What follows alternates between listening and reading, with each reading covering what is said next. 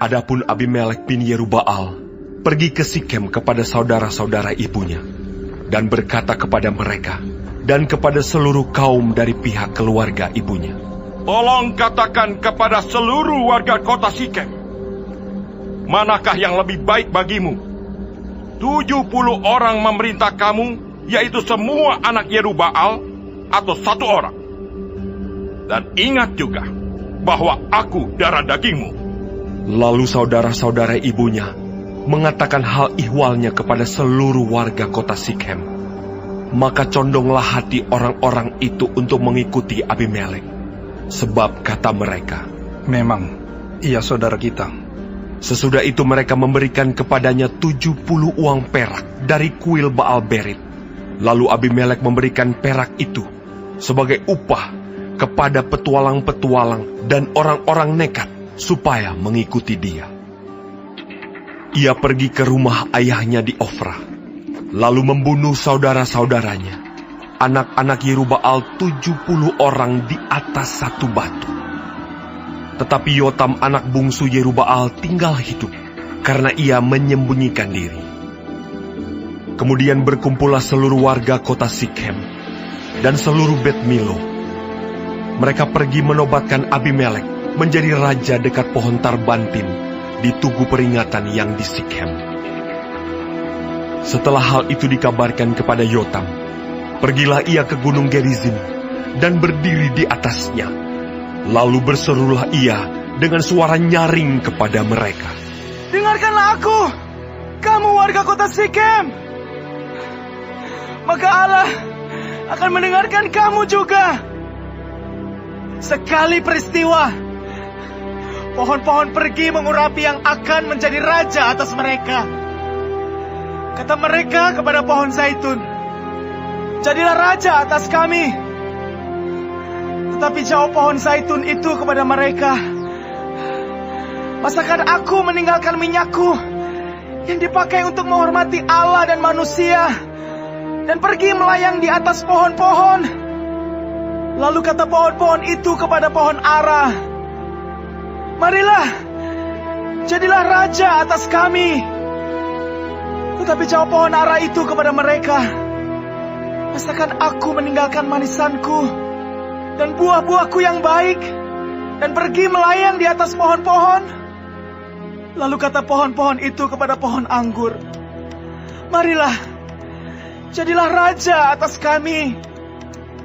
Tetapi jawab pohon anggur itu kepada mereka, 'Masakan aku meninggalkan air buah anggurku yang menyukakan hati Allah dan manusia dan pergi melayang di atas pohon-pohon?' Lalu kata pohon itu kepada semak duri, 'Marilah, jadilah raja atas kami.' Jawab semak duri itu kepada pohon-pohon itu, 'Jika kamu sungguh-sungguh mau mengurapi aku menjadi raja atas kamu, datanglah berlindung di bawah naunganku. Tetapi jika tidak, biarlah api keluar dari semak duri dan memakan habis pohon-pohon aras yang di gunung Libanon. Maka sekarang, jika kamu berlaku setia dan tulus ikhlas dengan membuat Abimelek menjadi raja, dan jika kamu berbuat yang baik kepada Yerubbaal dan kepada keturunannya, dan jika kamu membalaskan kepadanya seimbang dengan jasanya, bukankah ayahku telah berperang membela kamu dan menyambung nyawanya, dan telah melepaskan kamu dari tangan orang Midian? Padahal kamu sekarang memberontak terhadap keturunan ayahku dan membunuh anak-anaknya. 70 orang banyaknya di atas satu batu, serta membuat Abimelek, anak seorang budaknya perempuan, menjadi raja atas warga kota Sikem karena ia saudaramu. Jadi jika kamu pada hari ini berlaku setia dan tulus ikhlas kepada Yerubbaal dan keturunannya, maka silakanlah kamu bersukacita atas Abimelek, dan silakanlah ia bersukacita atas kamu. Tetapi jika tidak demikian, maka biarlah api keluar daripada Abimelek dan memakan habis warga kota Sikem dan juga Bet Milo. Dan biarlah api keluar daripada warga kota Sikem dan juga dari Bet Milo dan memakan habis Abimelek. Kemudian larilah Yotam. Ia melarikan diri ke Beer dan tinggal di sana karena takut kepada Abimelek, saudaranya itu. Setelah 3 tahun lamanya Abimelek memerintah atas orang Israel, maka Allah membangkitkan semangat jahat di antara Abimelek dan warga kota Sikem, sehingga warga kota Sikem itu menjadi tidak setia kepada Abimelek, supaya kekerasan terhadap ke-70 anak Yerubbaal dibalaskan, dan darah mereka ditimpakan kepada Abimelek, saudara mereka yang telah membunuh mereka, dan kepada warga kota Sikem yang membantu dia membunuh saudara-saudaranya itu. Sebab warga kota Sikem itu menempatkan orang untuk menghadang dia di puncak gunung dan merampas setiap orang yang melewati mereka melalui jalan itu. Hal itu dikabarkan kepada Abimelek. Sementara itu Gaal bin Ebed beserta saudara-saudaranya telah datang dan pindah ke kota Sikem. Warga kota Sikem percaya kepadanya. Jadi pergilah mereka ke ladang. Mereka mengumpulkan hasil kebun anggur mereka dan mengirik memerasnya, lalu mengadakan perayaan. Mereka masuk ke kuil Allah mereka dan makan minum sambil mengutuki Abimelek. Berkatalah Gaal bin Ebed, Siapa itu Abimelek? Dan siapa kita orang Sikem? Maka kita menjadi hambanya. Bukankah anak Yerubbaal dan Sebul wakilnya menjadi hamba orang-orang Hemor, ayah Sikem? Jadi mengapakah kita menjadi hambanya? Sekiranya orang-orang kota ini ada di dalam tanganku, maka tentulah aku mengenyahkan Abimelek. Lalu berkatalah ia ke arah Abimelek, Perkuatlah tentaramu dan majulah. Ketika Zebul, penguasa kota itu mendengar perkataan Gaal bin Ebed, bangkitlah amarahnya. Ia mengirim utusan kepada Abimelek di Aruma dengan pesan, Gaal bin Ebed dan saudara-saudaranya telah datang ke Sikem, dan ketahuilah, mereka menghasut kota itu melawan engkau.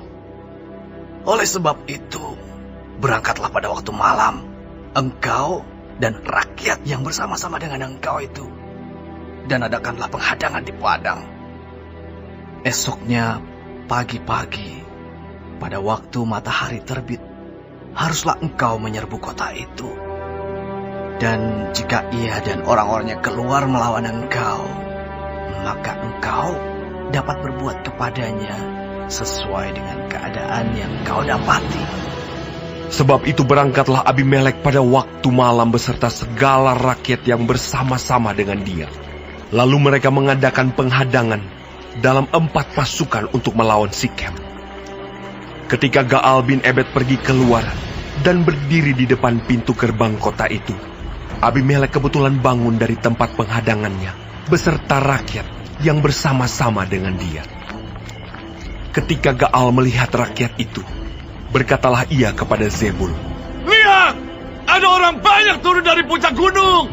Jawab Zebul kepadanya, Itu bayang-bayang gunung yang kau sangka manusia.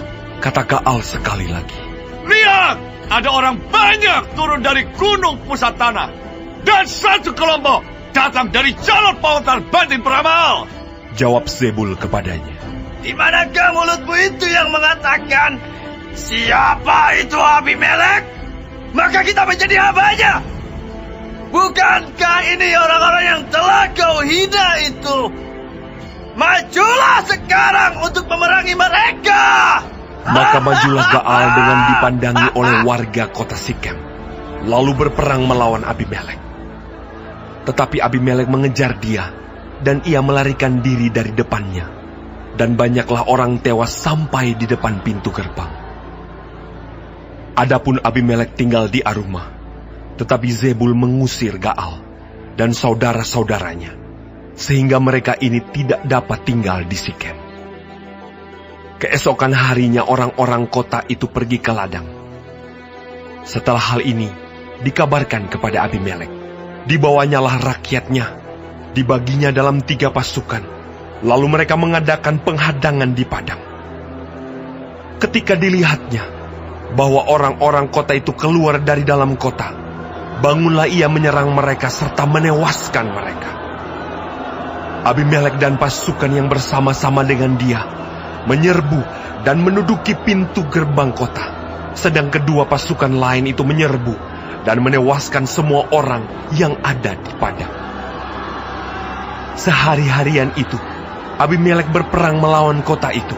Ia merebut kota itu dan membunuh orang-orang yang di dalamnya. Kemudian dirobohkannya kota itu dan ditaburinya dengan garam. Mendengar itu, masuklah seluruh warga kota menara Sikem ke dalam liang di bawah kuil El-Berit. Dikabarkanlah kepada Abimelek bahwa seluruh warga kota menara Sikem telah berhimpun di sana. Lalu Abimelek dan seluruh rakyat yang bersama-sama dengan dia naik ke gunung Zalmon. Abimelek mengambil kapak, lalu memotong dahan-dahan kayu, mengangkatnya dan meletakkannya ke atas bahunya sambil berkata kepada rakyatnya yang bersama-sama dengan dia, "Turutilah dengan segera perbuatanku yang kamu lihat ini." Kemudian rakyat itu juga masing-masing memotong dahan-dahan, lalu mengikuti Abimelek, meletakkan dahan-dahan itu di atas liang, dan membakar liang itu di atas kepala orang-orang itu. Demikianlah semua penduduk kota menara Sikem juga mati, kira-kira 1.000 orang laki-laki dan perempuan. Selanjutnya Abimelek pergi ke Tebes. Ia mengepung Tebes, lalu merebutnya. Tetapi ada sebuah menara yang kuat di tengah-tengah kota, dan semua laki-laki dan perempuan, seluruh warga kota itu, melarikan diri ke situ. Mereka menutup pintu di belakangnya, dan naik ke atas sotoh menara itu. Lalu sampailah Abimelek ke menara itu, menyerangnya, dan dapat menerobos sampai ke pintu menara itu untuk membakarnya. Tetapi seorang perempuan menimpakan sebuah batu kilangan kepada kepala Abimelek dan memecahkan batu kepalanya. Dengan segera dipanggilnya bujang pembawa senjatanya dan berkata kepadanya, Unuslah pedangmu dan bunuhlah aku, supaya jangan orang berkata tentang aku, seorang perempuan membunuh dia. Lalu bujangnya itu menikam dia sehingga mati. Setelah dilihat oleh orang Israel bahwa Abimelek telah mati, pergilah mereka masing-masing ke tempat kediamannya. Demikianlah Allah membalaskan kejahatan yang dilakukan oleh Abimelek kepada ayahnya, yaitu pembunuhan atas ke-70 saudaranya. Juga segala kejahatan orang-orang Sikem ditimpakan kembali oleh Allah kepada kepala mereka sendiri. Demikianlah kutuk Yotam bin Yerubbaal mengenai mereka.